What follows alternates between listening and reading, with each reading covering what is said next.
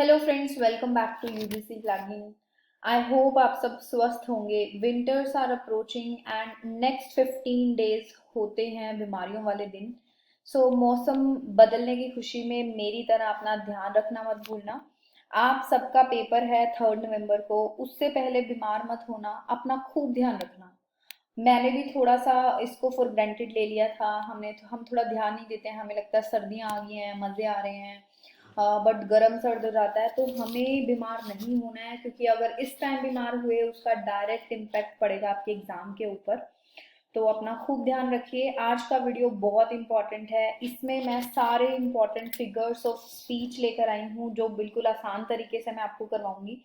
हर exam में figures of speech से question जरूर आते हैं, आपके एग्जाम में भी आएंगे। तो इसको बहुत फोकस से सुनना, एक ही बार ध्यान से सुन लेना ताकि दोबारा सुनना ना पड़े। एक ही बार में जो है आपको अच्छे से हो जाएंगे, क्योंकि बहुत सारे एग्जाम्पल्स मैं डिस्कस करने वाली हूँ।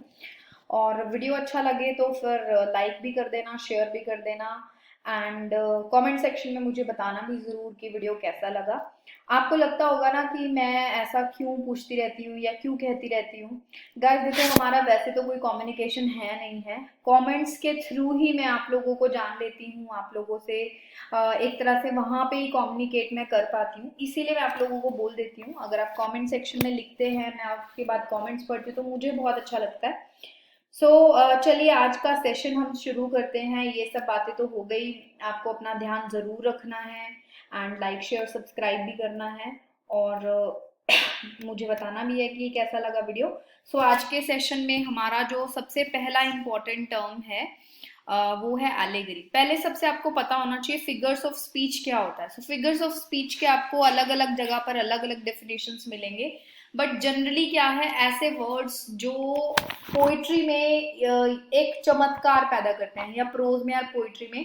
बेसिकली इनको अलंकार कह सकते हैं हम। अलंकार क्या होता है, जैसे हम लोग अपनी बॉडी पे गहने पहनते हैं सुंदर दिखने के लिए, ऑर्नामेंट्स पहनते हैं, उसी तरह से फिगर्स ऑफ स्पीच भी कुछ वर्ड्स को ऑर्डिनरी तरीके से यूज ना करके डिफरेंट तरीके से यूज किया जाता है, ताकि लैंग्वेज जो है वो सुंदर हो जाए। बहुत सारे फिगर्स ऑफ स्पीच हैं, उसमें से 30 मैं आप लोगों के लिए लेके आई हूँ। इतना भी कर लोगे काफ़ी हैं। बहुत इंपॉर्टेंट वाले मैं आपके लिए लेके आई हूँ। एलेगरी सबसे पहला है। एलेगरी जो वर्ड है वो आया है लेटिन वर्ड से। अब देखो, ऐसा क्वेश्चन तो नहीं आएगा, बट किसी भी फिगर ऑफ स्पीच को समझने के लिए थोड़ा बेस बनाना पड़ता है, ताकि हमें उसको बार बार ना पढ़ना पड़े। ठीक है। एलेगरी, एलेगोरिया नाम का एक वर्ड है, लेटिन लैंग्वेज से आया है, जिसका मतलब होता है वेल्ड। वेल्ड मतलब पर्दा। ठीक है, कहता है ना वेल, जो घूंघट होता है, पर्दा होता है। वेल्ड लैंग्वेज, इसका मतलब होता है वेल्ड लैंग्वेज। यानी कि जब आप लैंग्वेज, डायरेक्ट लैंग्वेज में कुछ छुपा देते हो। जैसे आपने देखा होगा, मम्मियाँ क्या करती हैं, पराठे में बच्चों को हेल्थ छुपा के देती हैं। कोई बच्चा घी नहीं खाता तो पराठे के अंदर घी या वेजिटेबल्स इस तरह से उनको खिलाई जाते हैं। इसी तरह से एलेगरी है, जिसमें डायरेक्ट तरीके से आपको कुछ और दिख रहा है सीधे सीधे, बट उसके अंदर एक और मतलब छिपा है। ठीक है। उसको हम कहते हैं allegory. A narrative that uses symbolic figures, यानी कि सीधा सीधा तो हमें कोई और कहानी दिख रही है, बट उसके अंदर कोई और कहानी छुपी है। एलेगरी ना दो तरह की होती हैं, एक फेबल्स होती हैं, एक पैराबल्स। फेबल्स क्या होती हैं, बचपन में हमने बहुत सारी कहानियां सुनी है जिसमें एनिमल्स होते हैं, बर्ड्स होते हैं, जैसे थर्स्टी क्रो हो गया, या हेयर एंड टॉर्टॉइज हो गए, जिसमें वो लोग एक रेस करते हैं, एक खरगोश और एक कछुआ एक रेस करते हैं। फेबल्स क्या होता है, डायरेक्टली कहानी कुछ और होती है, बट उसके अंदर एक लेसन छुपा होता है। दूसरी तरह की एलिगरी होती है पैराबल। पैराबल क्या है, पैराबल होता है जिसमें ह्यूमन बीइंग्स को लेके कहानियां हों। जितने भी नॉवेल्स हैं उनमें जब एलिगरी होती है, या पोइट्री में एलिगरी होती है, तो पैराबल्स होती हैं जनरली। जहां पर एनिमल्स का यूज किया जाए वहां पर फेबल्स होती है। जैसे एनिमल फार्म मैंने एग्जाम्पल में लिखा है, जॉर्ज ऑरवेल का नॉवल है, बहुत इंपॉर्टेंट है, आपके सिलेबस में भी है, जिसमें एनिमल्स को लेके जॉर्ज ऑरवेल ने एक कहानी सुनाई है, बट ये एक पॉलिटिकल एलिगरी है। यानी कि पॉलिटिकली उसमें जो है छुपी हुई कहानी है। पॉलिटिकली कुछ नेताओं के ऊपर कटाक्ष किया गया है, उनकी बात बताई गई है एनिमल्स के थ्रू। इसी तरह से पिलग्रिम्स प्रोग्रेस में भी जॉन बनियन ने एलिगरी यूज की है। इसमें एनिमल्स नहीं है, बट इसमें जितने भी कैरेक्टर्स हैं वो किसी ना किसी चीज को रिप्रेजेंट कर रहे हैं। ठीक है।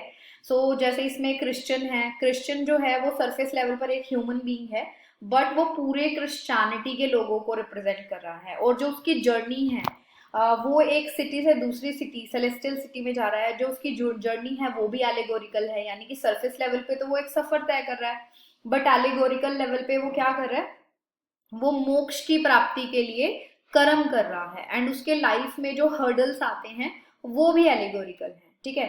So the tortoise and the hare, ये एक फेबल है। एसोप जो है, जैसे हमारे यहाँ पंचतंत्र की कहानियां होती हैं, इंग्लिश में एसोप की फेबल्स होती हैं, जिसने एनिमल्स को यूज करके मॉरल वाली कहानियां लिखी हैं। सो एलेगरी क्या होती है, ऐसी कहानी जो सरफेस लेवल पर कुछ और हो बट उसके अंदर कुछ और मतलब छुपा हो, एंड जो फेबल्स होती हैं उसमें जरूर एक मोरल लेसन दिया जाता है। जैसे टॉर्टोइज एंड हेयर वाली जो कहानी है, the hare and the tortoise, कैसे भी बोलो इसको, उसमें है कि अगर आपका फोकस है तो आप स्लो होकर भी अपने डेस्टिनेशन को के ऊपर पहुंच सकते हो। जो खरगोश है वो कछुए से तेज चलता है पर फिर भी वो रेस को हार जाता है, ठीक है।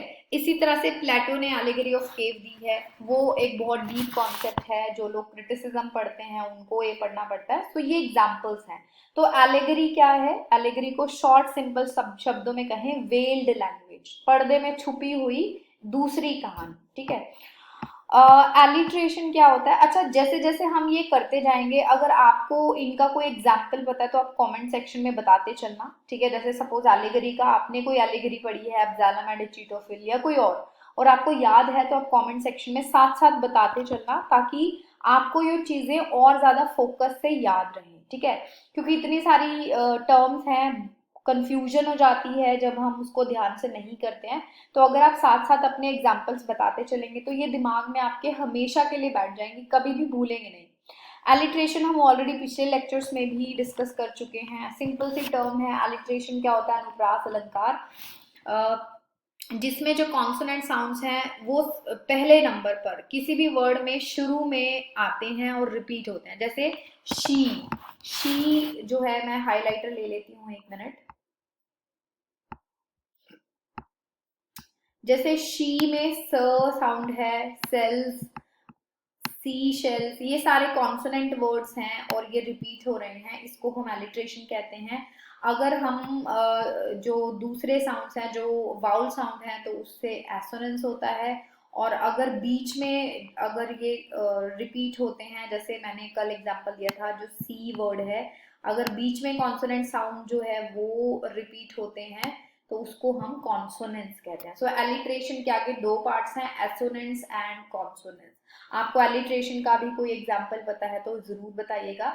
जैसे जो भी टंग ट्विस्टर्स होते हैं, चंदू के चाचा ने, या कोई भी टंग ट्विस्टर आपको पता है, वो जनरली एलिट्रेशन में होते हैं, ठीक है। So the wild wind whip through the willows, इसमें जो डब्ल्यू साउंड है वो बहुत बार रिपीट हो रहा है। सो ये जो है हमारा एलिट्रेशन रहेगा। एसोनेंस मैंने आपको बता ही दिया, जहां पर वाउल साउंड आइडेंटिकल, एक जैसे वाउल साउंड जो है, वाउल्स या वाउल साउंड दोनों हो सकते हैं, जब वो रिपीट होते हैं तो उसको हम एसोनेंस कहते हैं। जैसे the light of the fire is a site, अब इसमें जो लॉन्ग आई है, लाइट आई, ठीक है, फायर साइट, इज वाला नहीं होगा, इज वाला ई साउंड है तो इसको हम काउंट नहीं करेंगे। सो ये जो साउंड्स हैं इनको हम कहेंगे एसोनेंस।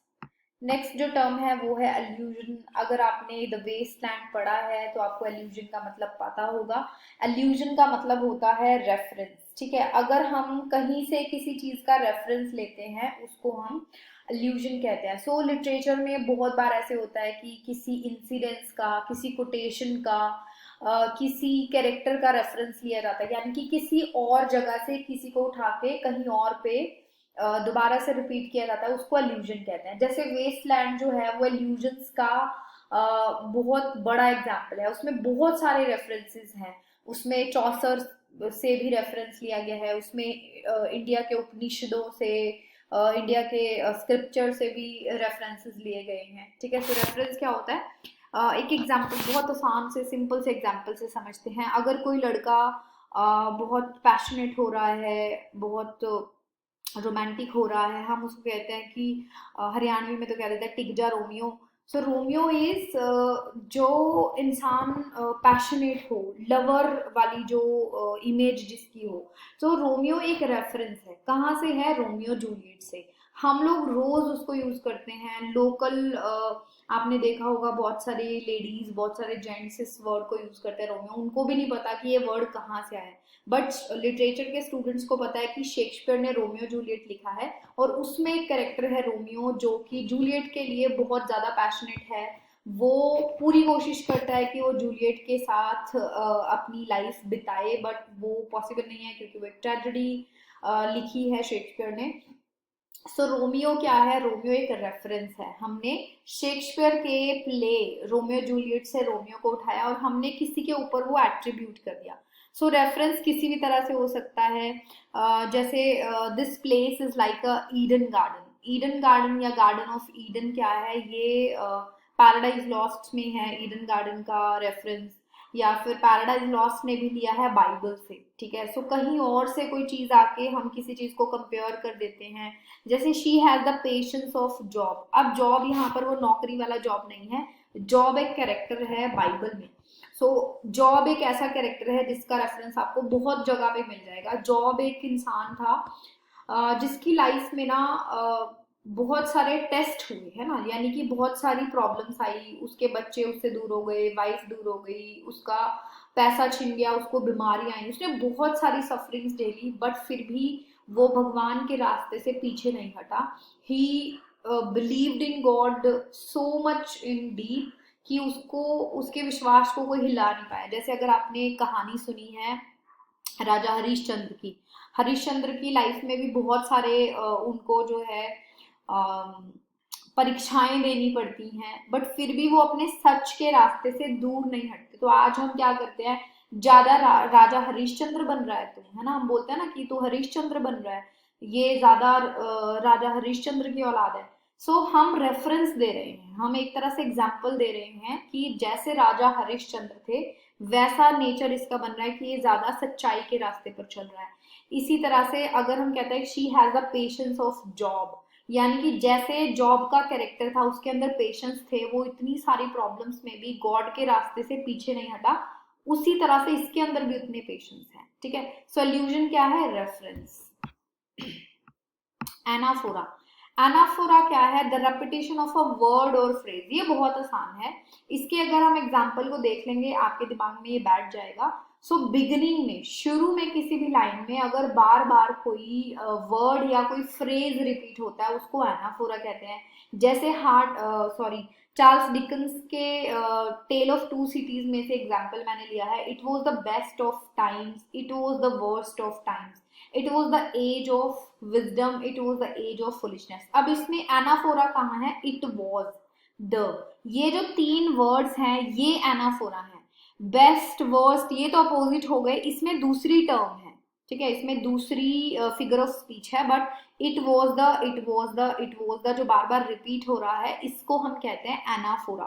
5 years have pass. तो ये टिंटन एबे से एग्जाम्पल लिया है। टिंटन एबे किसका पोयम है आप मुझे कमेंट सेक्शन में बताना। टिंटन एबे से ये एग्जाम्पल है। 5 years have passed 5 summers with the length of 5 long winters। So 5 years, जो 5 वर्ड है वो रिपीट हो रहा है, इसीलिए इसमें एनाफोरा है। We shall fight on the beaches, we shall fight on the landing ground। So we shall fight on, ये पूरा जो फ्रेज है ये एनाफोरा है। इसको देख के हम कह सकते हैं कि इस लाइन में, इस कोटेशन में एनाफोरा है। एंटीथीसिस नाम से ही पता चल रहा है, अपोजिट, कंट्रास्ट। ठीक है, एंटी। सो एक कंट्रास्ट और ऑपोजिशन बिटवीन टू आइडियाज और फ्रेजेस। जब दो आइडियाज के बीच में, दो आइडियाज के बीच में कोई डिफरेंस हो। सिंपल वर्ड्स में अगर हम कहें, when you use opposite words और आइडियाज टुगेदर, दो अपोजिट चीजों को जब हम इकट्ठे रख देते हैं उसको, वहां पर हम सीधा सीधा कह सकते हैं कि एंटीथीसिस है। जैसे it was the best of times, अरे ये तो एनाफोरा था, but it was the anaphora है। बट जब हम बेस्ट और वर्स्ट को कंपेयर कर रहे हैं तो यहाँ पर एंटीथीसिस है। इसका मतलब क्या है कि एक लाइन ऑफ पोइट्री में मल्टीपल फिगर्स ऑफ स्पीच हो सकते हैं। ठीक है, सो इट वॉज द जो है ये एनाफोरा है। और बेस्ट और वर्स्ट जो है, ये दो आइडियाज एक ही सेंटेंस में अपोजिट आइडियाज रखे गए हैं। बेस्ट का अपोजिट होता है वर्स्ट, ठीक है। इसी तरह से to err is human, to forgive divine. So err and forgive, human and divine, दो अपोजिट कॉन्सेप्ट्स को हमने इकट्ठे रखा है। और मतलब जो ह्यूमन बींग्स हैं वो गलतियां करते हैं, और जो डिवाइन है, जो भगवान है, वो उनको माफ करता है। सो गलती एंड माफी ह्यूमन बींग्स का भी अपोजिट है डिवाइन, ठीक है। जो डिवाइन है वो ह्यूमन नहीं हो सकता, जो ह्यूमन है वो डिवाइन नहीं हो सकता। That one small step for man, one giant leap for mankind. Small step and giant leap दोनों अपोजिट हैं, एक ही सेंटेंस में रखे हैं, तो यहाँ पर हमारा होगा एंटीथेसिस। आपको भी ऐसा कोई सेंटेंस पता है तो कमेंट सेक्शन में लिखते जाना, ताकि बाकी लोगों को भी हेल्प हो और हमें भी पता चले कि आपको ये चीजें समझ में आ रही हैं। एपोस्ट्रोफी, अब एपोस्ट्रोफी से कंफ्यूज मत होना। एक हम कहते हैं ना एपोस्ट्रोफी एस, जैसे Ram is my best friend, Ram's father is a doctor, ठीक है। राम के साथ हम एपोस्ट्रोफी लगाएंगे, ये वो वाला एपोस्ट्रोफी नहीं है, वो क्या होता है पंक्चुएशन। ये क्या है, फिगर्स ऑफ स्पीच है। सो फिगर्स ऑफ स्पीच एपोस्ट्रोफी का मतलब क्या होता है, एड्रेसिंग एन एब्सेंट और इमेजिनरी पर्सन। यानी कि जब कोई भी नैरेटर किसी पोयम में या किसी नॉवल में बात कर रहा है किसी भी ऐसे ऑब्जेक्ट से, चाहे वो वहां पर है या नहीं है, कोई भी ऑब्जेक्ट से जब वो बात करता है उसको एपोस्ट्रोफी कहते हैं, ठीक है। जैसे सपोज मैं अलमारी से बात करूं, ए अलमारी, आज मैं मार्केट गई थी, आज मुझे ऐसा मिला। सो मैं जब अलमारी को एड्रेस कर रही हूँ तो वो एपोस्ट्रोफी है। मैंने अलमारी में कोई फीचर्स नहीं डाले, पर्सोनिफिकेशन नहीं किया, उसको ह्यूमन बीइंग नहीं समझा, बट मैं जब ऑब्जेक्ट्स को एड्रेस कर रही हूँ, ऑब्जेक्ट्स के साथ बात कर रही हूँ, या किसी इमेजिनरी पर्सन से, जब जब आपने लव स्टोरीज देखी होंगी टीवी में, सो उसमें जो हीरोइंस हैं या हीरोज हैं वो शर्मा शर्मा के ऐसे ही इमेजिन कर लेते हैं जैसे उनका जो लवर है या बिलवर्ड है वो उनके पास है और उनसे बात करते हैं, उसको भी एपोस्ट्रोफी कहते हैं। एग्जाम्पल देखते हैं, ओ डेथ। अब डेथ जो है कोई ऐसा नहीं है कि कोई फिगर है या कोई ऑब्जेक्ट है या कोई ह्यूमन बीइंग है, वो एक इमेजिनेशन है। Death is just an imagination. O death, where is thy sting, तुम्हारा डंक कहाँ पर है, ठीक है। सो डेथ से बात कर रहे हैं। So twinkle twinkle little star, star से बात कर रहे हैं। Hello darkness my old friend, so darkness से बात कर रहे हैं। डार्कनेस क्या है, डार्कनेस कोई ऑब्जेक्ट नहीं है, डार्कनेस सिर्फ एक सिचुएशन है। कम लेट मी क्लच दी, ठीक है। सो इसको इन सारे सेंटेंसेस में हमने क्या देखा कि जब हम किसी ऑब्जेक्ट से बात करते हैं वहां पर एपोस्ट्रोफी होता है, जब हम किसी ऑब्जेक्ट को एड्रेस करते हैं, बुलाते हैं, ठीक है। बैथोस, बैथोस क्या होता है, बैथोस होता है जब पोइट्री या फिल्म में या नॉवल में एकदम से सिचुएशन चेंज हो जाती है, an abrupt transition from sublime to trivial. Sublime क्या होता है, सबलाइम होता है जो बहुत महान हो, ग्रेट वैल्यू, कुछ बहुत अच्छी चीज हो, ठीक है। जब हम किसी अच्छी सिचुएशन से एकदम से मजाकिया सिचुएशन पे आ जाते हैं उसको बैथोस कहते हैं। इसको एंटी क्लाइमेक्स भी कह सकते हैं। इसको एग्जाम्पल से समझते हैं। सपोज अप्रैल फूल का दिन है और मैं आपके लिए एक बहुत बड़ा बॉक्स ऑफ गिफ्ट लेकर आती हूँ, एक बहुत बड़ा गिफ्ट जो मैंने रैप किया हुआ है, मैंने आपको दिया और आपने उसको खोला, खोलने के बाद उसमें कुछ नहीं निकला। सो ये क्या हो गया, बैथोस। यानी कि सिचुएशन ऐसी नहीं थी, इतना बड़ा गिफ्ट मैं एकदम सज धज के आपको देने आई हूँ, बट जब आपने खोला उसमें कुछ नहीं निकला, तो वो बैथोस हो गया। यानी कि सिचुएशन एकदम सबलाइन से ट्रिवियल, ट्रिवियल मतलब तुच्छ बन गई, ठीक है, ल्यूडिक्रस बन गई, हास्यप्रद बन गई। तो जब कोई एक हायर सिचुएशन से लोअर सिचुएशन में सिचुएशन चेंज होती है उसको हम बैथोस कहते हैं। जैसे he spent his last moments on earth doing what he loved most। Suppose ये सेंटेंस यहीं तक हम पढ़े कि जब उसके लास्ट मोमेंट थे, जब उसकी डेथ होने वाली थी, उसने वो किया अपने जीवन में अर्थ पर जो उसको सबसे ज्यादा पसंद था। अब हम सोचेंगे कि अब यार कोई सीरियस सिचुएशन है, किसी की डेथ होने वाली है, तो वो क्या करेगा, कुछ अच्छा ही करेगा, बट लास्ट में इसमें बैथोस आ गया, आर्ग्यूइंग विद हिज वाइफ, कि लास्ट में भी वो अपनी वाइफ से आर्ग्यू, जब उसको पता था कि उसकी डेथ होने वाली है तब भी वो आर्ग्यू कर रहा था। सो ये होता है वैथोस, जब एक हायर मोटिव चल रहा है, एक अच्छी सबलाइम सिचुएशन चल रही है और एकदम से उसको तुच्छ चीजों में जोड़ दें। और एग्जाम्पल देखते हैं, the man who so devoted to his dog that he cried at his birthday party. अब देखो, डॉग के लिए वो डिवोटेड है, बट लास्ट में एक तुच्छ चीज उसने की है ना। आफ्टर द इमोशनल फेयरवेल हुई, ठीक है, सीरियस माहौल बना हुआ है, ही स्लिप्ड ऑन अ बनाना पील। तो ये एक मजाक हो गया। आपने देखा होगा आजकल बहुत सारे स्टैंड अप कॉमेडियंस आ गए हैं, हम लोग भी बहुत सारी स्टैंड अप कॉमेडी सुनते हैं। अब उसमें क्या है, वो एकदम से हाई सिचुएशन बनाते हैं और एकदम से एक मजाक कर देते हैं लास्ट में, उसको भी बैथोस कहते हैं, ठीक है। सो बैथोस हमें ध्यान रखना है, जब भी किसी सेंटेंस में कुछ और समझ में ना आए और लग रहा हो कि कुछ सीरियस चल रहा है और एकदम से लास्ट में सिचुएशन ढीली पड़ गई, उसको हम बैथोस कहते हैं। कंसीट क्या होता है? कंसीट एक तरह का मेटाफर है, extended metaphor. Basically 17th century में मेटाफिजिकल पोएट्स इसको यूज करते थे। मेटाफिजिकल पोएट्स में जॉन डन हो गए जिन्होंने इसको फेमस किया था। सो एक्सटेंडेड मेटाफर और मेटाफर में क्या डिफरेंस है? ज्यादा कुछ खास डिफरेंस नहीं है। मेटाफर क्या होता है पहले वो समझ लेते हैं। मेटाफर होता है जब हम दो डिफरेंट चीजों को कंपेयर करते हैं। जैसे अगर मैं कहूँ ही इज अ लायन, तो मैं क्या कर रही हूँ, किसी ब्रेव इंसान को लायन के साथ कंपेयर कर रही हूँ। You are beautiful, you are beautiful, you are you are a rose, है ना। सो रोज क्या होता है, बहुत खुशबूदार होता है, सुंदर होता है, तो मैंने कंपेयर कर लिया। बट कंसीट क्या होती है, जब हम डिफरेंट चीजों को तो कंपेयर करते हैं बट वो बहुत डिफरेंट होती है, यानी कि कहीं पे भी कोई तालमेल नहीं होता। अब देखो, शेर और ब्रेवरी का भी कंपैरिजन है, ब्यूटी एंड लव एंड रोज का भी कंपैरिजन है, बट कंसीड्स क्या होते हैं जिसमें दो ऐसी चीजों को कंपेयर किया जाए जिनका कोई एक दूसरे से मेल ही नहीं है। जैसे जॉन डन ने एक पोएम में यूज किया है, लवर और बिलवड को उसने कंपस के दो पैरों से कंपेयर किया है ना। सो उन्होंने कहा है कि you are the fix foot, अपनी बिलवड को लवर जो है वो क्या कह रहा है, you are the fix foot of compass, यानी कि जैसे हम कंपस से सर्कल बनाते हैं जो फिक्स फुट होता है ना, एक फुट हम रखते हैं दूसरा घुमाते हैं, तो लवर कहता है कि तुम एक फिक्स फुट हो बिलवड को, एंड मैं दूसरा फुट हूं जो तुम्हारे चारों तरफ घूम रहा है, ठीक है। तो हम दूर होकर भी पीछे से जुड़े हुए हैं कंपस की तरह, हम हमेशा, हमारी जो सोल्स हैं वो जुड़ी हुई हैं, मैं कितना भी दूर चला रहा हूँ। बेसिकली ये जो पोएम है ये जॉन डन ने अपनी वाइफ के लिए लिखी थी जब उनको एक यूरोप के ट्रिप पर जाना था, ठीक है। सो ऐसे कंपैरिजंस को, ऐसे मेटाफर्स को हम क्या कहते हैं, कंसीट कहते हैं, एक्सटेंडेड मेटाफर्स को, ठीक है। Love is like an oil change. So oil change और लव का कोई कंपैरिजन नहीं है, जॉन डन ने इसको यूज किया है। Life is a journey, life और जर्नी, ठीक है, लाइफ में भी हम चलते रहते हैं, जर्नी में भी, and you are the driver, तो आप उस लाइफ की जर्नी के ड्राइवर हो।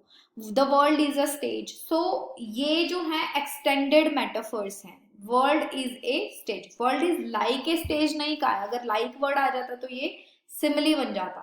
The world is a stage and we are merely players. So Shakespeare ने ये लाइन्स लिखी हैं, ठीक है। The heart is a lonely Hunter.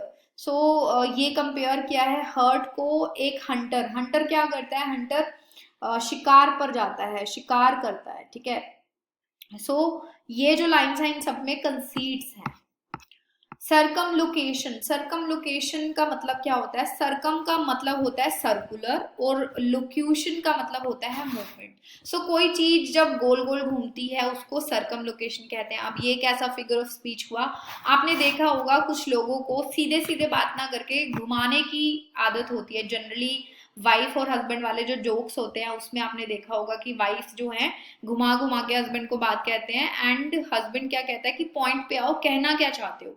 वही सेम चीज जब घुमा घुमा कर लिटरेचर में कही जाती है उसको कहता है सरकमलोक्यूशन।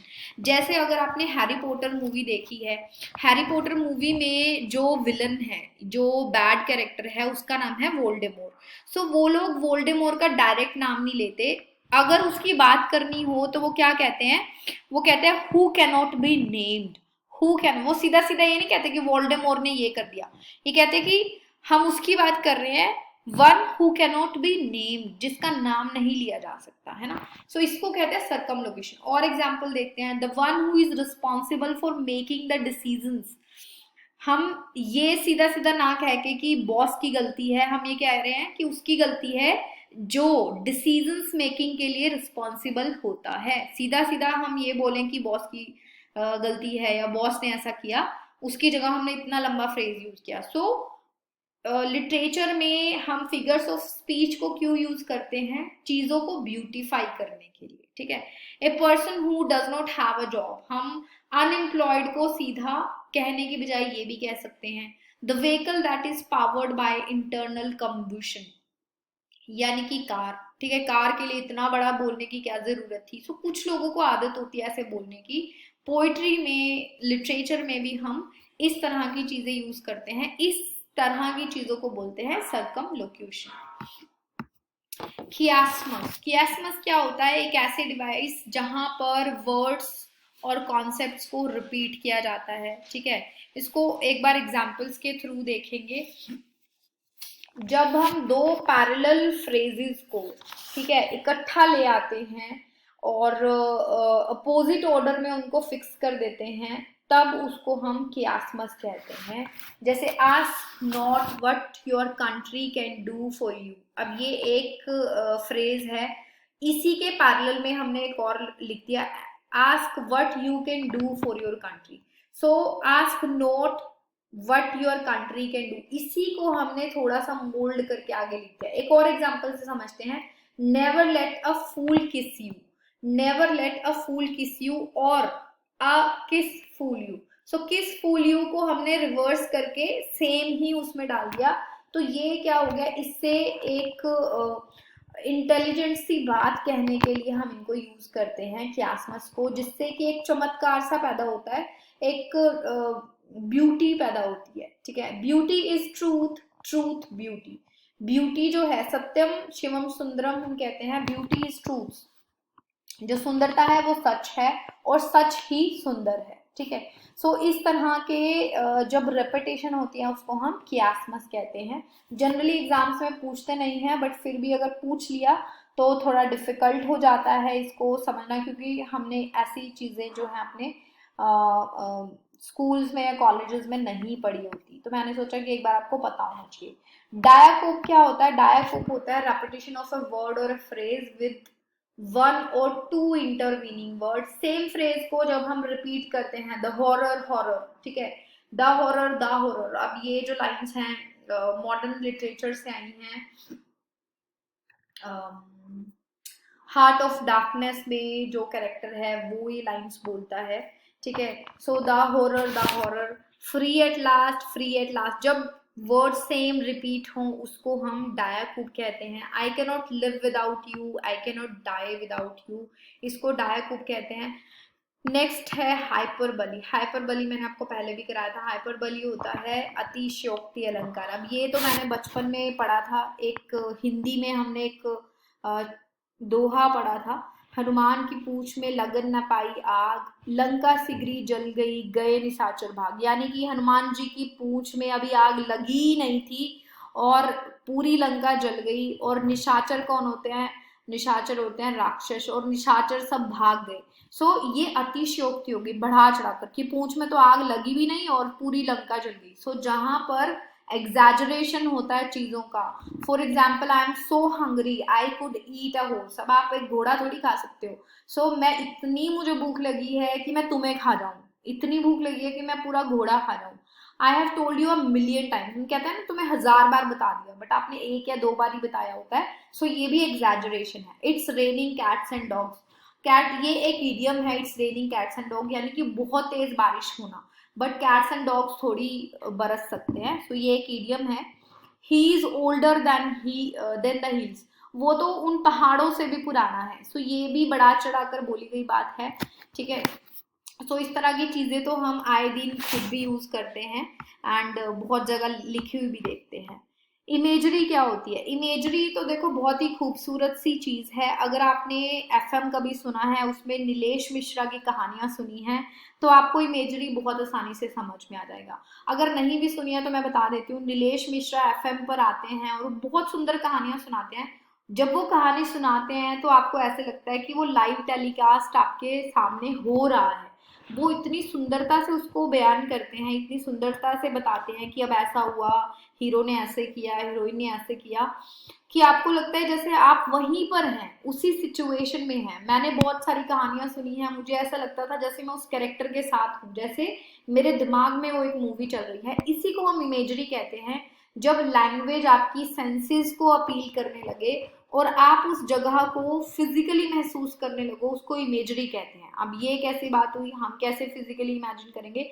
It was dark and dim in the forest, यानी कि फॉरेस्ट में अंधेरा था। अब जब इस तरह की लैंग्वेज यूज की जाती है तो हम उसको इमेजिन करने लगते हैं, उसी को हम इमेजरी कहते हैं। इतना डिस्क्रिप्टिव कि हमारी सेंसेस को वो चीज फील होने लगे। The fresh crisp apple crushed between my teeth. So जब इसको आप समझोगे, अपनी भाषा में जनरली ज्यादा समझ में आता है। सो क्रिस्प, इतना क्रिस्प एप्पल था, उसको इस तरह से लाइन अप किया गया वर्ड्स को कि आपको वो एप्पल की फ्रेशनेस और उसकी क्रंचीनेस फील होने लगती है। ठीक है, सो उसको इमेजरी कहते हैं। बाकी नीलेश मिश्रा की कहानियां इस पेपर के बाद सुनना बड़ा मजा आएगा, मैं तो बहुत बार सुनती हूँ। आयरनी क्या होती है? आयरनी कहते हैं ना कि विडंबना, कंट्रास्ट, एक्सपेक्टेशन और रियलिटी के बीच में जब कंट्रास्ट होता है उसको हम आयरनी कहते हैं। वर्ड्स को इस तरह से यूज किया जाता है कि जो वर्ड्स हैं वो सरफेस लेवल पर कुछ और होते हैं, उसकी इंटेंशन कुछ और होती है। सपोज अगर आज के टाइम का हम एक एग्जांपल लें, सपोज मैं फेसबुक पर हूँ, ठीक है, मैं फेसबुक पर हूँ, मैं यूज करती हूँ, और मैं फेसबुक पर एक पोस्ट डालूं, how useless Facebook is useless. तो ये एक आयरनी है कि मेरा खुद का फेसबुक पर अकाउंट है, मैं खुद फेसबुक को यूज कर रही हूँ, और मैं क्या कह रही हूँ कि फेसबुक कितना यूजलेस है, यहाँ पर आयरनी है। और लिटरली एग्जाम्पल समझते हैं, वाटर वाटर एवरीवेयर, पानी हर जगह है, not a drop to drink, पर पानी तो हर जगह है पर पानी गंदा है। तो ये भी एक आयरनी है। The plumbers house has a leaky pipe, ठीक है, सो प्लम्बर का हाउस खुद ही लीकी है, ये भी एक आयरनी हो गई। A pilot afraid of heights, अब पायलट हाइट से अफ्रेड करेगा, ये भी एक आयरनी है। The police station gets robbed, कि पुलिस स्टेशन को ही कोई डाका डाल ले, चोरी कर ले, वो भी एक आयरनी होगी। ठीक है, सो आप भी मुझे एक ऐसा एग्जांपल देना जिसमें आपको आयरनी पता हो। जक्स्टापोजिशन, अब ये ना बड़े बड़े से वर्ड्स हैं, इनको देख के डरना नहीं, इनके मतलब बहुत सुंदर है। जक्स्टापोजिशन क्या होता है? जक्स्टापोजिशन होता है जहां पर साइड बाय साइड दो चीजों को रखा जाए, ताकि एक जो चीज है वो दूसरी चीज को हाईलाइट करे और दूसरी चीज जो है वो पहली चीज को हाईलाइट करे। जैसे अगर आपने पैराडाइज लॉस्ट पढ़ा है, पैराडाइज लॉस्ट की कहानी पढ़ी है, वो बेसिकली गॉड एंड सैटर्न की जक्स्टापोजिशन है, यानी कि गॉड जो है वो सैटर्न की कमियां दिखती हैं जब हम गॉड का कैरेक्टर पढ़ते हैं, और जब हम सैटर्न का कैरेक्टर पढ़ते हैं तो हमें गॉड की अच्छाइयां पता चलती हैं। सो जक्स्टापोजिशन क्या है? It was the best of times, it was the worst of times. दो चीजों को कंट्रास्ट में रखा हुआ है। अब देखो बहुत सारी जो टर्म्स हैं उनके मतलब सेम होते हैं, जैसे जक्स्टापोजिशन हमने किया, हमने पीछे एनाफोरा किया था। ठीक है, सो हमें कंफ्यूज नहीं होना है। जैसे डार्कनेस एंड लाइट, ये भी अपोजिट कॉन्सेप्ट्स हैं, इनको एक ही सेंटेंस में डाला गया है। एंटीथीसिस भी है यहाँ पर। Beauty and ugliness, peace and war, ठीक है, सब दो अपोजिट आइडियाज। अगर ऑप्शन में आपको जक्स्टापोजिशन मिले तो जक्स्टापोजिशन लगा देना, एंटीथीसिस मिले तो एंटीथीसिस। जनरली दोनों साथ में नहीं होंगे, नहीं तो आपको एक ग्रेस नंबर मिलेगा। कैनिंग, कैनिंग क्या होती है? कैनिंग तो बहुत ही पुरानी टर्म है। बहुत पुराने टाइम पर हम ये कह सकते हैं कि एंग्लो सेक्शन पोइट्री में इसको यूज किया जाता था, बट आजकल भी इसको लोग यूज कर रहे हैं। शुरुआत इसकी वहां से हुई थी। सो इसमें क्या होता है, दो नाउन्स को जोड़कर एक नया नाउन बना दिया जाता है, एक मेटाफोरिकल कंपाउंड ऑफ एक्सप्रेशन, यानी कि दो सिंपल से शब्दों में देखे, दो नाउन को जोड़ा और उससे एक नया वर्ड बना जो किसी और वर्ड के मतलब को बता रहा है। जैसे वेल एक मछली है, रोड एक रास्ता। वेल रोड जब हम जोड़ देते हैं तो वो क्या बन गया? समंदर के लिए एक नाम बन गया, वेल रोड, जहां पर वेल्स चलती हैं। वेल्स कहाँ चलती हैं? समंदर में चलती हैं। सो सी के लिए हमने क्या यूज किया? Well road.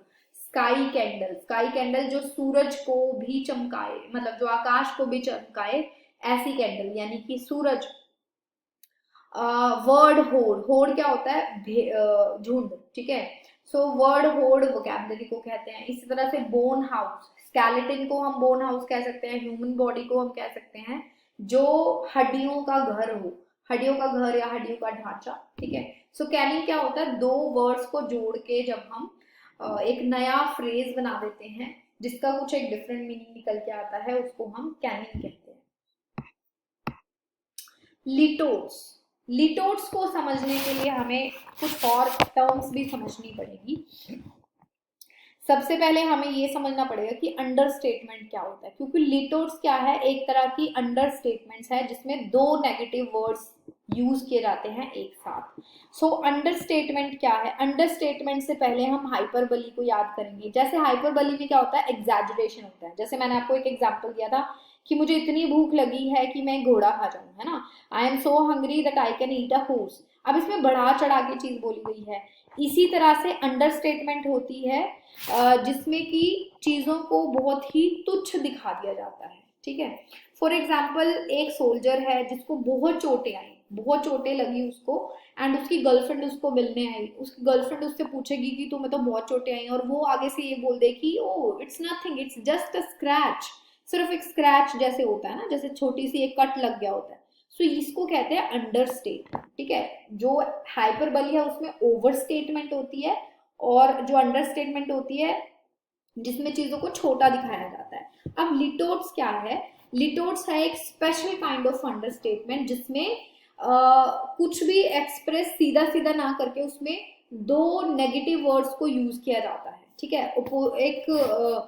एक पोजीशन में इस तरह से सेट किया जाता है कि हमें जो पॉजिटिव चीज है उसे वो मिल जाती है, ठीक है। जैसे सपोज आप बहुत अच्छा काम करो, बहुत मेहनत करो, आप, मैंने आपको एक टेस्ट दिया और आपने उसमें से 100 में से 95 मार्क्स ले लिए, और मैं आगे से सिंपल सा ये कह दूं नॉट बैड, ठीक है। तो ये क्या हो गया, गुड के लिए मैंने दो नेगेटिव वर्ड्स को यूज किया, नॉट बैड, नॉट बैड। इसी तरह से शी इज नॉट अनकाइंड, वो अनकाइंड नहीं है, यानी कि वो दयालु है। तो दो नेगेटिव को मिला के एक पॉजिटिव बन गया। शी इज नॉट अनकाइंड का मतलब क्या हो गया, she is kind. It was no easy task, यानी कि वो बहुत डिफिकल्ट था, वो आसान नहीं था, कहने की बजाय मैं अगर बोलूं कि डिफिकल्ट था, ठीक है। सो इसको कहते हैं लिटोट्स, जहां पर एक अंडरस्टेटमेंट हो और जिसमें दो नेगेटिव वर्ड्स को यूज किया जाए। He is not the worst driver, वो वर्स्ट ड्राइवर नहीं है, यानी कि वो एक ठीक ठाक ड्राइवर है, डिसेंट ड्राइवर है, ठीक है। नेक्स्ट है जी मेटाफर। मेटाफर मैंने आपको बता ही दिया, दो चीजों का कंपैरिजन जिसमें एज या लाइक नहीं यूज हो, डायरेक्ट कंपेयर हो। Time is a thief, time एक चोर है, टाइम चोर की तरह है, मैंने नहीं बोला टाइम चोर है। He has a heart of stone, उसका पत्थर का दिल है, ठीक है। सो मैंने क्या किया, पत्थर और दिल दोनों को कंपेयर कर लिया, जिससे मुझे पता चला कि वो निर्दयी है। The world is a stage, her words were a soothing balm, ठीक है। उसके जो शब्द हैं वो बाम थे, सूदिंग बाम थे, उन्होंने मेरा इलाज कर दिया, बहुत ही कंफर्टेबल थे। Her words were like a soothing balm, अगर मैं बोलूँ तो यहाँ पर सिमिली हो जाएगी, तो एज या लाइक यूज हो तो वो सिमिली हो जाती है, और डायरेक्ट कंपैरिजन हो तो मेटाफर, और एक्सटेंडेड कंपैरिजन हो यानी कि बहुत ज्यादा डिफरेंट चीजों को कंपेयर कर लिया जाए तो उसको हम कंसीट कहते हैं। सो मेटाफर एंड कंसीट में ज्यादा कोई डिफरेंस नहीं है, जैसे the world is a stage, ये कंसीट भी है और मेटाफर भी है। मिटोनमी क्या होता है, मिटोनमी भी हम ऑलरेडी 2-3 दिन से कर ही रहे हैं। मिटोनमी होता है जब हम क्या करते हैं, दो चीजों को कंपेयर करते हैं। कैसे, जब हम रिप्लेस करते हैं, सॉरी कंपेयर नहीं करते, when you replace the name of the thing with name of something else, यानी कि कोई ऐसी चीज हमने रिप्लेस कर दी जो उस चीज से बहुत ज्यादा जुड़ी हुई है, पार्ट नहीं है उसका बट उससे जुड़ी हुई है। जैसे किंग एंड क्वीन का एग्जाम्पल मैंने पिछली बार दिया था कि जो किंग एंड क्वीन है वो क्राउन से जुड़े हुए हैं, वो क्राउन पहनते हैं। सो अगर मैं कहूँ the crown will find an heir, heir का मतलब होता है उत्तराधिकारी, HEIR, एयर। सो जो क्राउन है यानी कि राजा जो है वो अपना उत्तराधिकारी ढूंढ ही लेगा, the white house issued a statement. अब व्हाइट हाउस तो एक बिल्डिंग है, वो कैसे कोई स्टेटमेंट इशू कर सकती है? सो व्हाइट हाउस का मतलब है यूएस का एडमिनिस्ट्रेशन। जैसे कि जूलियस सीजर में एक कोटेशन है, लेंड मी योर ईयर्स, यानी कि मुझे अपने कान दे दो, मेरी बात सुनो। तो ये भी एक फ्रेज है जिसमें हमने पूरे ह्यूमन बॉडी के लिए सिर्फ कान का वर्ड यूज कर दिया, लेंड मी योर ईयर्स, है ना? कि जब कोई स्पीच दे रहा होता है और वो कहता है लेंड मी योर ईयर्स, यानी कि मेरे को अपने कान दे दो, मैं मेरे को अपनी आपको एक बात कहनी है। बट इसका मतलब ये थोड़ी है कि आप सिर्फ कान दे दोगे, आप पूरे वहां पर फिजिकल प्रेजेंट होने चाहिए, तभी आप उस बात को सुनोगे। ठीक है। सो बार्ड, जैसे बार्ड हम यूज कर देते हैं विलियम शेक्सपियर के लिए। तो मेटोनमी क्या होती है? जब हम किसी बड़ी चीज के लिए किसी छोटे, किसी उससे रिलेटेड किसी वर्ड को यूज कर देते हैं उसको रिप्रेजेंट करने के लिए, उसको हम मेटोनमी कहते हैं। और सिनेक्डिकी अलग है, वो हम आगे डिटेल में समझेंगे। ओनोमेटोपिया क्या है? ओनोमेटोपिया भी बहुत ही इंटरेस्टिंग सी टर्म है। जब हम किसी साउंड को क्रिएट करने के लिए एक वर्ड यूज कर लेते हैं, किसी साउंड के लिए हम एक वर्ड को यूज कर लेते हैं। जनरली पोएट्स किसी साउंड को एक वर्ड दे देते हैं ताकि पोइट्री में एक ब्यूटी आए। जैसे बज, बज, बीज जो हैं जो आवाज करती हैं उसको हमने नाम दे दिया इंग्लिश में बज। जैसे घड़ी की जो आवाज होती है उसको हमने कह दिया टिक टिक, है ना? घड़ी टिक टिक करती है।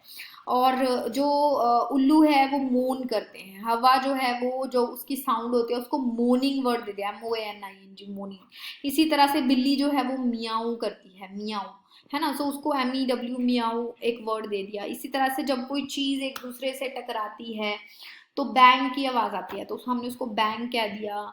ठीक है। इसी तरह से जब कोई चीज टकराती है तो क्रैश हम कह देते हैं, क्रैश ऐसी आवाज आई। ठीक है। सो जो फ्राई करते हैं हम, जब आलू फ्राई कर रहे हैं, किसी चीज को फ्राई करते हैं, तो जो वो आवाज आती है करके, उसको हमने सिजल बोल दिया। सो इसको हम कहते हैं ओनोमेटोपिया। किसी भी साउंड के लिए जब हम किसी वर्ड को यूज करते हैं, जैसे थड, थड क्या होता है? जब जोर से ऊपर से कोई चीज गिरे और आवाज आए उसको थड कह देते हैं, तो उसको हम कहते हैं ओनोमेटोपिया। आप भी मुझे बताइए आपको कौन से साउंड्स पता हैं जिनको वर्ड्स में कन्वर्ट कर सकते हैं? जैसे मैंने आपको बताया tick tick, mew, morning, birds, crash, ठीक है, बैंग। ओक्सीमोरोन, ओक्सीमोरोन क्या है? A figure of speech that combines contradictory terms. जब दो कॉन्ट्राडिक्टरी टर्म्स को इकट्ठे रखा जाए उसको ओक्सीमोरोन कहते हैं। जैसे कि ओक्सीमोरोन का खुद का मतलब है, ओक्सी मतलब शार्प, ओक्सी का मतलब होता है शार्प, तीखा, इंटेलिजेंट। मोरोन होता है डल, है ना? मोरोन किसको कहते हैं? बेवकूफ इंसान को भी मोरोन कह देते हैं। सो जब शार्प इंटेलिजेंट चीजों को मोरोन, डल और बेवकूफ चीजों के साथ जोड़ा जाए तो उसको हम ओक्सीमोरोन कहते हैं। जैसे स्वीट सॉरो, ठीक है, जैसे स्वीट भी है और दुखी भी है, खुशी और दुखी दोनों चीजें की बात है। एक एग्जाम्पल डिटेल में समझते हैं। सपोज कोई इंसान बहुत दुखी है और आप उसको कहते हो कि यार तुम्हारा क्या हाल चाल है, वो कहता है मैं ठीक हूँ, बट वो हमेशा चुप चुप रहता है। तो हम क्या कह सकते हैं कि तुम्हारी जो खामोशी है, तुम्हारा जो साइलेंस है, वो चीख चीख कर कह रहा है कि तुम कितने दुखी हो। यानी कि वो बोल भी कुछ नहीं रहा है, बट उसकी जो साइलेंस है, वो पहले चुलबुला सा था, पहले वो बोला करता था, बट जो उसकी साइलेंस है वो हमें चीख चीख कर करे। तो साइलेंस और चीखना हमने इकट्ठे लिख दिया इसको, इसको हम कहते हैं ऑक्सीमोरोन। ठीक है। Silence and scream, bitter and sweet, this is the bitter sweet, है ना? लिविंग डेड, लिविंग डेड कौन होते हैं? लिविंग डेड ऐसा नहीं है कि जो बंदा जिंदा भी हो मरा भी हो। सपोज किसी को बहुत ज्यादा दुख लग गया एंड वो जी तो रहा है बट वो मरे हुए लोगों की तरह है, ना वो किसी से बात करता है, ना खुश होता है, ना खाता है, ना पीता है। सो उसको कहते हैं हम लिविंग डेड।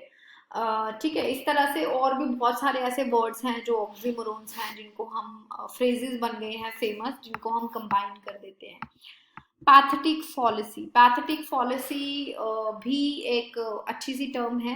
मैंने भी इसको अपने स्कूल टाइम में पढ़ा था, तब से मुझे ये याद है। जब हम ह्यूमन इमोशंस को नेचर के ऊपर एट्रीब्यूट करते हैं, देखो पर्सोनिफिकेशन एंड पैथेटिक फॉलिसी थोड़ा सा डिफरेंस है इनमें।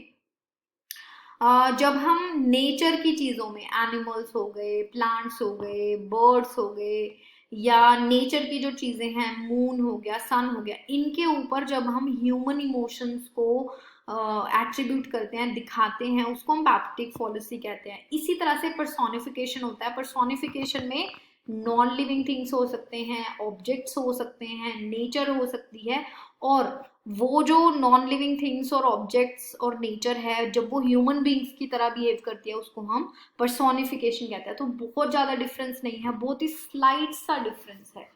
So the angry storm clouds. So angry storm क्या है? पैथेटिक फॉलिसी है। स्टॉर्म क्या होता है? तूफान। जब तूफान बहुत तेज चले तो हम उसको कह देते हैं कि आज तो स्टॉर्म भी बहुत दुख, वो है, गुस्सा है, एंग्री है। ठीक है, सो गुस्सा किसका ट्रेट है? ह्यूमन बींग्स का ट्रेट है। स्टॉर्म एंग्री नहीं हो सकती, उसे एंग्री होना नहीं आता। चीयरफुल सन, सन तो सन ही रहेगा, है ना। सो जब आप खुश हो तो आपको लगता है कि प्रकृति भी खुश है।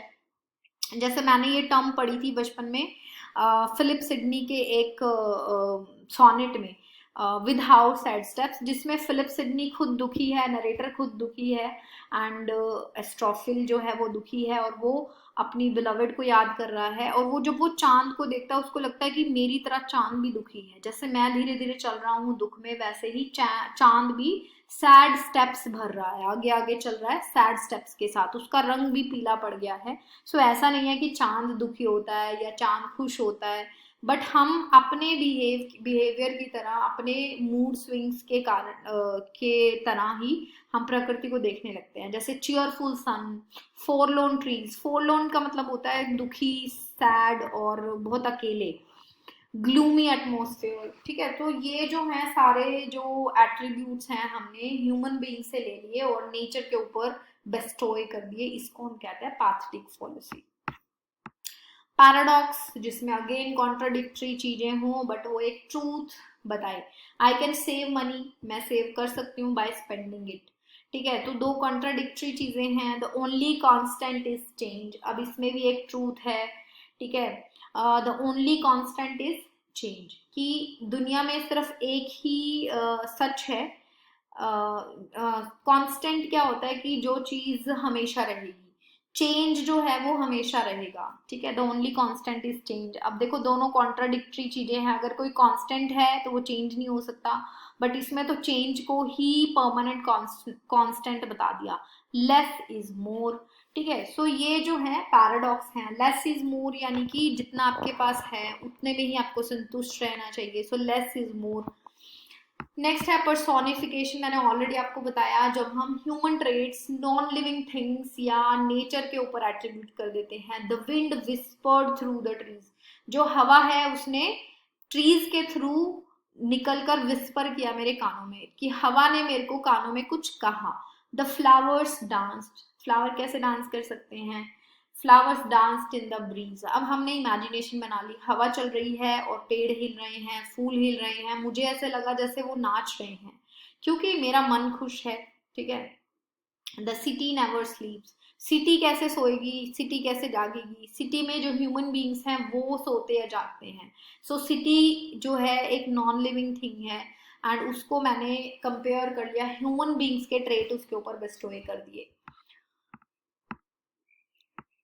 प्रोलैप्सिस, प्रोलैप्सिस क्या होता है? प्रोलैप्सिस होता है एंटिसिपेटिंग फ्यूचर इवेंट्स और आर्गुमेंट्स, यानी कि जब हमें अच्छा, इसको एक एग्जांपल से समझते हैं। आजकल की मूवीज में और सीरीज में आपने देखा होगा, शुरू होती है, लास्ट सीन दिखा देते हैं, एकदम से किसी का मर्डर होता हुआ दिखा दिया या किसी को सजा होते हुए दिखा दी, जेल में है कोई, फिर कहानी बदल के क्या हो जाती है, शुरू में आ जाती है, वो लोगों का रूप ही बदल जाता है। जैसे अभी रिसेंटली मैंने एक कहानी देखी थी, मैं भूल गई नाम, बट कोई भी कहानी जिसमें लास्ट सीन पहले दिखा दिया, फिर जो कहानी है फिर वो शुरू से शुरू चलती है और लास्ट में जाके वहीं पे मिल जाती है, या बीच में जाके कहीं उस सीन से मिल जाती है जो हमने सबसे पहले देखा था, उसको कहते हैं प्रोलैप्सिस। अब लिटरेचर में इसको कैसे हम एक्सप्लेन करेंगे?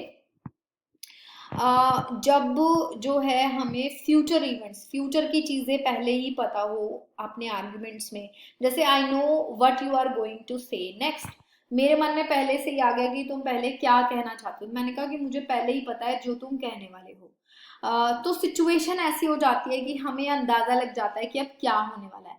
द क्रिटिक्स विल अनडाउटेडली से, तो क्रिटिक्स जो हैं ये कहेंगे, हम पहले ही कह देते हैं कोई चीज मार्केट में जाने से पहले हम पहले ही अगर ये कह दें कि क्रिटिक्स ऐसा कहेंगे, अनडाउटेडली मैंने कह दिया ऐसा कहेंगे, when he arrives we will already be gone, जब वो आएंगे तब तक हम जा चुके होंगे, मैंने पहले ही प्रोडिक्ट कर दिया।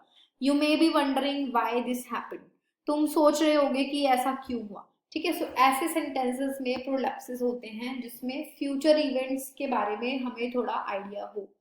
सिमिली हम ऑलरेडी कर चुके हैं। सिमिली होती है जिसमें दो चीजों को कंपेयर किया जाए बट उसके बीच में लाइक और एज वर्ड को यूज किया जाए। Her smile was as bright as the sun, उसकी स्माइल जो है सन की तरह ब्राइट है। He runs like the wind, वो हवा की तरह तेज दौड़ता है। Life is like a box of chocolate, box of chocolate की तरह है। She is as busy as a, bee एक मधुमक्खी बिजी होती है वो उतनी बिजी है। सिनेक्डकी क्या होती है? सिनेक्डकी होती है पार्ट रिप्रेजेंट्स द होल और वाइस वर्सा, यानी कि जब हम किसी चीज को बोलने के लिए उसके सिर्फ एक पार्ट को यूज कर लेते हैं, या फिर किसी पूरे उसको बोलने के लिए उल्टा किसी पूरी चीज को बोल देते हैं और उसके एक छोटे से पार्ट को छोड़ देते हैं। एग्जाम्पल से समझते हैं, I need 5 helping hands for decoration. Helping hands का मतलब क्या है कि मुझे 5 हाथ चाहिए, 5 लोग चाहिए, लोगों की जगह मैंने एक पार्ट यूज कर लिया उनकी बॉडी का। Look at my new set of wheels, अब व्हील्स क्या है? कार का सिर्फ एक पार्ट है, बट मैंने कहा क्या कहा? Look at my new set of wheels, मेरी नई कार को देखो। सो व्हील्स मैंने उसका एक पार्ट यूज कर लिया, तो इसको हम क्या कहते हैं? उसको हम कहते हैं सिनेक्डकी। ठीक है, there are hungry mouth to feed, there are hungry mouth, तो अब सिर्फ मुंह थोड़ी खाता है, पूरा इंसान खाएगा। So there are hungry mouth to feed, यानी कि हमें और लोगों को भी खाना खिलाना, बहुत सारे हंग्री लोग बैठे हैं। ठीक है, सो ये होते हैं सिनेक्डकी। नेक्स्ट है सिनेस्थेसिया। सिनेस्थेसिया क्या होता है? Blending of the sense in which one sense is described using terms for another from another, यानी कि हम कुछ इस तरह से आइडियाज को प्रेजेंट करते हैं कि हमारी एक सेंस के लिए वो कहा जाता है बट हमारी दो सेंसेस अपील हो जाती हैं। बेसिकली सिनेस्थेसिया एक मेडिकल कंडीशन है जिसको हम लिटरेचर में यूज कर रहे हैं, जिसमें क्या होता है आपके दिमाग में कुछ ऐसा लोचा हो जाता है, कुछ गड़बड़ हो जाती है, जिससे जो आपकी सेंसेस हैं, 5 सेंसेस हैं, उसमें वो मर्ज हो जाती हैं। ठीक है, ब्रेन के जो हिस्से हैं, जो पार्ट्स हैं, वो इस तरह से जुड़ जाते हैं कि एक सेंस की जगह दो सेंस हमारी एक टाइम पे रिएक्ट करती हैं। जैसे कि एक बीमारी, मैंने इसको इंटरनेट पे पढ़ा था कि एक बच्चा, सपोज उसको सिनेस्थेसिया नाम की प्रॉब्लम है और उसको रीडिंग के टाइम पे ये प्रॉब्लम होती है, तो जब वो ए वर्ड को देखेगा, ए लेटर को देखेगा, हो सकता है उसको एक बैड स्मेल की भी सेंस हो। ठीक है, तो वो ए को ए को वो प्लीजेंट स्मेल के साथ कंबाइन करेगा, जोड़ के देखेगा, एंड बी को बैड स्मेल के साथ, तो किसी भी तरह से हो सकता है। दो सेंसेस आपकी कोई भी जब एक साथ काम करे, जबकि एक सेंस को काम करना चाहिए, तब उसको हम कहते हैं सिनेस्थेसिया। अब लिटरेचर में कैसे होता है? द टेस्ट ऑफ विक्ट्री, नहीं, एक सिंपल सेंटेंस हम समझते हैं, आई कैन स्मेल ट्रबल। अब ट्रबल जो है वो कौन सी सेंस को अपील करना चाहिए? हमारी आईज को, है ना, हम ट्रबल को देख सकते हैं, बट आई कैन स्मेल, या फिर ट्रबल को हम सेंस कर सकते हैं। ठीक है, बट जो मैंने कहा कि आई कैन स्मेल ट्रबल, अब ट्रबल को कोई स्मेल कैसे कर सकता है? वो नाक का काम नहीं है। बट हम जब लिटरेचर में इस तरह से लिखते हैं, I had a loud colour, loud क्या होती है? वॉइस होती है। कलर लाउड कैसे हो सकता है? कहते हैं ना बहुत ही बोल्ड लाउड कलर्स पहने तुमने। सो ये जो वर्ड्स हैं ये दो सेंसेस के लिए, कलर्स आईज के लिए होते हैं, लाउड हमारे कानों के लिए होता है। ठीक है, the scent of a bright idea, scent मतलब खुशबू, नाक के लिए हो गया, ब्राइट आइडिया हमारे दिमाग के लिए हो गया। So scent and bright idea को इकट्ठा कर दिया। Sound of her smile, smile तो सिंपल बिना साउंड के होती है, सो स्माइल एंड साउंड दोनों सेंसेस को एक साथ जब हम लिख देते हैं उसको हम कहते हैं सिनेस्थेसिया। लास्ट टर्म है ज्युग्मा। ज्युग्मा कौन सी टर्म है? ज्युग्मा का मतलब होता है जब एक ही वर्ड को, मतलब एक सेंटेंस में हम एक वर्ड को मल्टीपल वर्ड्स के साथ जोड़ दें। जैसे for example, she broke his car. अब शी ब्रोक जो है वो दो चीजों को रिप्रेजेंट कर रहा है। She broke his car, she broke his heart. जब हमने इन दोनों सारी चीजों को जोड़ के एक ही सेंटेंस बना दिया, she broke his car, she broke his heart, she broke his car and his heart. तो हमने जो शी ब्रोक है इसको जुग्मा है, इसमें हमने एक पार्ट के साथ मल्टीपल पार्ट जोड़ दिए। अगर हम कोमा डाल के और भी चीजें डाल दें तो वो भी जुग्मा हुआ। He lost his coat and his temper. उसने अपना कोट भी गुम कर दिया और अपना आपा भी खो दिया, टेम्पर भी खो दिया। The frame farmers in the valley grew potatoes, peanuts and board. He caught the train and a cold. उसको ठंड भी लग गई और उसने ट्रेन भी पकड़ ली। कॉट, सो कॉट जो वर्ड है वो दोनों के लिए यूज हो रहा है, ट्रेन एंड कोल्ड। सो इसको हम जुग्मा कहते हैं, ठीक है। सो ये हमारी 30 टर्म्स हो गई। अगर याद नहीं हुई है, कोई कंफ्यूजन है, दोबारा से सुन लेना। कहीं पे भी कुछ ऐसा डाउट लग रहा है, मैसेज करके पूछ लेना, कमेंट सेक्शन में बता देना, मैं आपका रिप्लाई कर दूंगी, ठीक है। और thank you so much for watching. अब at the end of the session आप सब मुझे एक एक एग्जाम्पल देंगे मेटाफर का एंड हाइपरबली का, ठीक है। देखते हैं आप लोगों को याद है कि नहीं। मेटाफर का एक एग्जाम्पल देंगे एंड हाइपरबली का एक एग्जाम्पल देंगे। हाइपरबली होता है अतिशयोक्ति। लेट्स सी कितना याद हुआ। उसके अलावा फिर मिलेंगे। See you later in the next video. Thank you so much for connecting with UGC plugin. ऐसी ही वीडियोस हम आपके लिए लेकर आएंगे। और कोई वीडियो आपको चाहिए इस तरह की तो आप हमें कमेंट सेक्शन में बताना। Thank you so much.